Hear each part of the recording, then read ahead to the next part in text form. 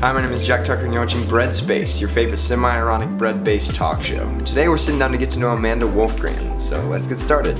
Amanda! Jack! I'm so glad that you're here. I am as well. See, I feel like we actually don't know each other that well. I know. So it's kind of fun that we can like hang out. Actually, like sit down and do this, yeah. Crazy. What kind of bread are we making today? We're making some blueberry banana bread. And this is your recipe, like you brought the recipe. I did. I got it from the Food Network originally, but I've made it a bajillion times. This is a brand new bag. Oh, I'm gonna go ahead huge. and Very satisfying opening. Crack. Oh yeah. An unboxing video. An unboxing video. So today we're gonna do our little grocery store haul. Hey, what's up you guys? We got bleach, self-rising, and rich flour from Kroger today. Basic bio info introduction to who is Amanda Wolfgram. Who is Amanda Wolfgram? So, I'm Amanda. I am from Plano, Texas, which is like a suburb of Dallas. It's like just right north of it. Lived in the same house my whole life. So like coming to college was the first time I ever moved. I have a younger sister. She is a freshman at Texas A&M University. She's a mechanical engineering major. So different because I am an audio engineering major. So we are just so different. Oh god, I'm spilling flour everywhere. Family's honestly kind of super surface level, but like they're still really good people. Like I definitely get my work ethic from my parents, which is cool. So I'm like for sure 3 on the Enneagram, so like, you know, props to them. Came into music business because I was like, oh, I like music, whatever. And then I super hated all the business things, so I said, oh, audio engineering, because I want to do sound editing for film. That's like the main reason why I switched. Oh, and here's the pro tip with the blueberries. If you coat them in flour, they won't all sink to the bottom. Right? So yeah, that's good. What is a talent of yours that you get to use the least? A talent when I get to use the least. Ooh. My mom always told me this growing up, but she said that I am really good at like impersonating voices, but it's only if I hear them. You know what I mean? Like I can't just like on command do certain voices. Like if I hear something, I'm really good at imitating it. My British accent, like I feel pretty confident about that one, just because I had friends, like family friends growing up that were. I don't even know how many blueberries I'm supposed to do. Amanda, what was the last movie that made you cry? Oh god. Okay, so here's my thing. So I'm not a very externally emotional person. Like I can be really upset about something, but it takes a lot for me to like actually cry about it. So if I tear up watching a movie, that's like a pretty good sign. That's like my equivalent of crying at a movie. Yes, of weeping. Like I do remember I watched Boy Erased alone when it came out though. Teared up 3 times during that movie.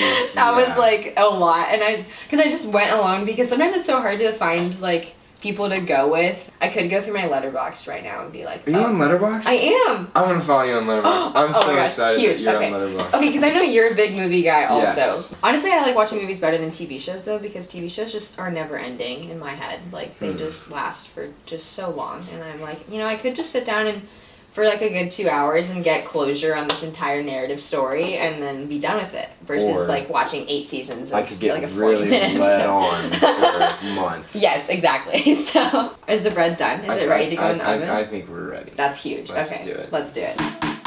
Do you have questions for me? Is that what's gonna happen? Oh, absolutely. Oh, okay.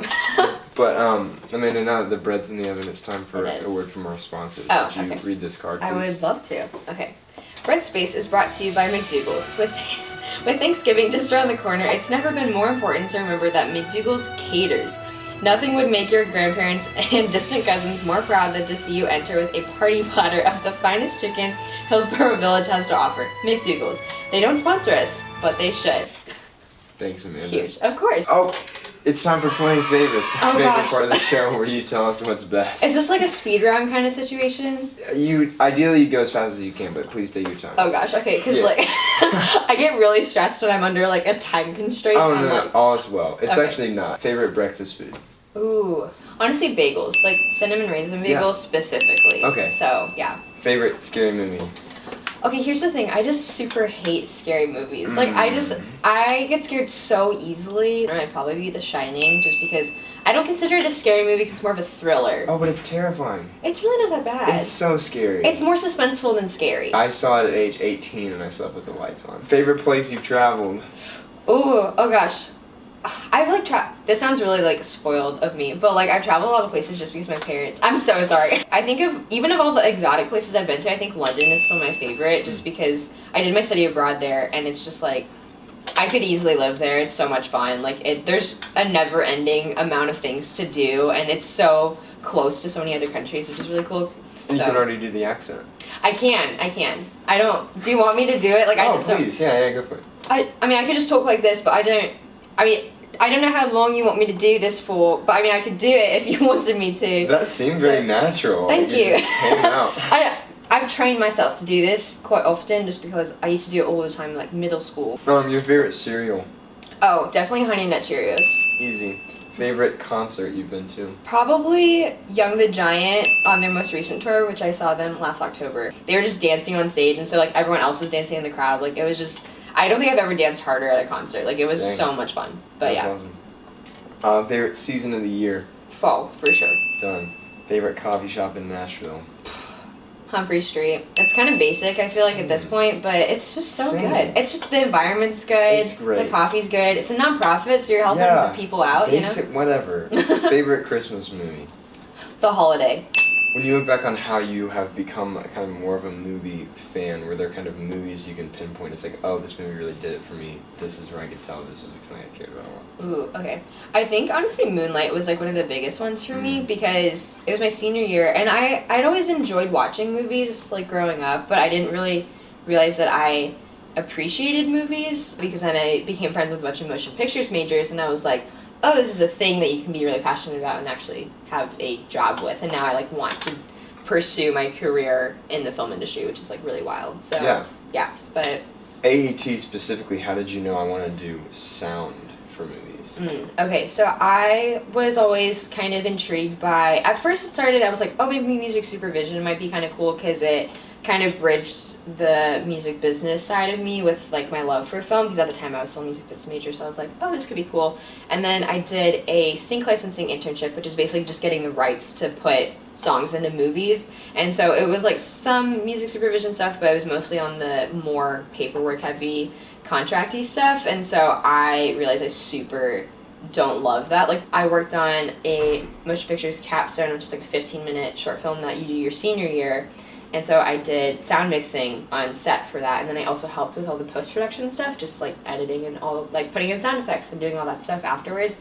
And after doing that, it really solidified the fact that I wanted to pursue that a little bit more. I've like learned a lot, and it's really interesting because my college experience is like sitting in a studio or like a computer lab versus in lecture halls and stuff, which I just think is really fascinating because when I envisioned college, like all growing up, I was like, oh, I'm just gonna be sitting like taking notes in like a lecture hall for college, but that's just like not how it is at all. Was it stressful figuring out that what you came in thinking you were going to do was not what you ended up wanting to do? Yeah, super, because I'm very much type A planner person. When I realized I wanted to change, I was like, hey, so I super want to change my major. It's not a business degree, it's a like Bachelor of Science, and then they did the typical parent thing where they were like, oh, well, how much money would you make with this job, blah, blah, blah. I'm like, I don't care because it's what I want to do. Eventually my parents were kind of more open to it also because they realized, oh, you're going to college to kind of figure out what you want to do, and if it's not what you intended, that's really okay. And I was like, oh, okay, that's like a new perspective. So, but yeah, definitely a little stressful at the beginning, but worth it in the end, so. Yeah. I've heard you talk before about feeling sometimes like you're the only like girl in the room. Like it's just like a very like dude heavy feel. Yeah. Is that like frustrating, intimidating? How was your response to that? I don't know. I feel like I don't notice it as much as maybe some other girls in the AET department just because I hang out with a lot of guys outside of my classes. I don't know. I don't mind it that much. Like sometimes I think there are comments, but I try not to take them too personally, you know? Like if it's not directed towards me, I'm like kind of just brush it off. I'm like, yeah, whatever, like, it's fine. But, I mean, I don't mind it that much just because I think I'd get along better with guys a majority of the time anyway. I don't know. And I've been told by some of my friends before that I'm seen as, like, a dude friend, and I'm like, or like a bro friend, and I said, cool. I was like, sounds good. Yeah. Well, speaking of being, you know, the only one in the room, you were the only junior who was on the orientation council. I was, yes. Was that intimidating at all? Did you, like, feel... I feel like not really, because most people thought I was a senior when they first met me anyway. maybe I'm not sensitive enough to like notice differences like that, because I just don't, they just kind of like go over my head sometimes and I don't really realize them. Like me being the only girl usually and like me being the only junior on OC, I was kind of like, yeah, it's just how it is. Like, I don't know. Yeah, that's a good skill to have. When you look back on orientation council, like what kind of did you take from that experience? Oh, I grew a lot as a person. I learned about the Enneagram around the same time that I really got into OC, which is huge because like me being a 3, I'm very not like aware of how I'm feeling a lot of the time, and like I didn't really realize like how I processed a lot of things, and so just kind of knowing that prior to like really starting the position I think was helpful. Knowing my limits was like another thing, just because I will constantly like go and do all these things and be committed to all these different things, and then it kind of came to a point a couple times last semester where I just like broke down like crying in the middle of an OC meeting because I was like so stressed about things, and I was like, oh, maybe I should like stop doing this one thing, or like maybe I should sleep more, and just like I really had to learn how to take care of myself, which I had never really been challenged to do that before. You could tell freshman Amanda anything, would you want to tell her? Oh God, freshman Amanda was very different than junior Amanda. Just like looking back, I would have been like, check yourself, because I feel like I thought I was so right about so many things, and obviously like as you grow and like get older, you realize like, oh, that was really naive and dumb of me. Staying true to myself would have been something I wish I would have told myself, because I am really good at adapting to different environments, but sometimes it's not me being my true authentic self, and so that would have been like a good thing to look back and tell my freshman Amanda self. But yeah, you're about to go to LA for the whole spring. I am, yeah, but I'm still a little scared about it, even though it's still like in America. I'm just like, because I think I was a lot more excited before it became a real thing. What are you excited for about that trip? Like, ooh, this is why I know it's worth doing. Well, I mean, just because I want to do sound stuff, I hope that I like the whole living, working vibe of being in LA, because I don't have a lot of options for cities I can live in to do that job. And so I'm just hoping that I really like the culture and like the environment and the people and stuff like that. But I know it's going to be very different than everything that I grew up with and everything that's here. Excited, but also a little apprehensive, but I know it'll be good once I get there. So yeah. She's a beaut, wow. She is a beaut. We've never made this, I've never made bread with blueberries in it. It's like, I mean, they're there, you know. Cheers. Cheers, yeah.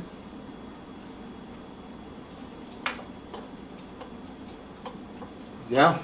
Pretty solid. Amanda, do you want to use this platform to give any shout-outs to people you care about? Ooh, shout-outs. Probably my mom, she's pretty cool. My dad's cool too, you know. My sister, she's like doing the things in college. OC, for sure.